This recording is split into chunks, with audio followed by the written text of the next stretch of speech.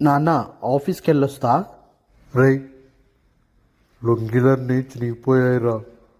వచ్చేటప్పుడు కొత్త కొనుక్కరారా. డబ్బులు ఎక్కడున్నాయి?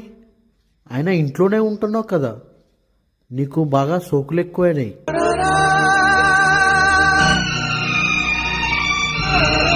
రేయ్, చదువుకుంటున్నావా? అన్న, నీకు కొత్త బట్టలు తెచ్చాను. ఎందుకండి ఎన్ని జతలు తీసుకొచ్చారు? మీకోసం ఒక షర్టు ప్యాంటు కూడా తీసుకోవచ్చుగా. నాకున్నా లేకున్నా ఒకటేనే. నా సంపాదనలో వాడికి ఏ లోటు తీసుకురానియను.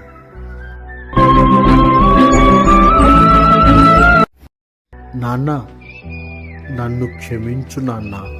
క్షమాపణలు ఎందుకు లేరా? నీకు వేలున్నప్పుడే కొనుక్కోనరా. ఈరోజు తొందరగా వస్తానన్న. మీకు కావాల్సినవన్నీ కొనుక్కుందాం నాన్న. తల్లిదండ్రులని ఎప్పుడు మనం చులకనగా చూడొద్దు, ఎందుకంటే వాళ్ళ సంపాదన మనం పెరిగాం.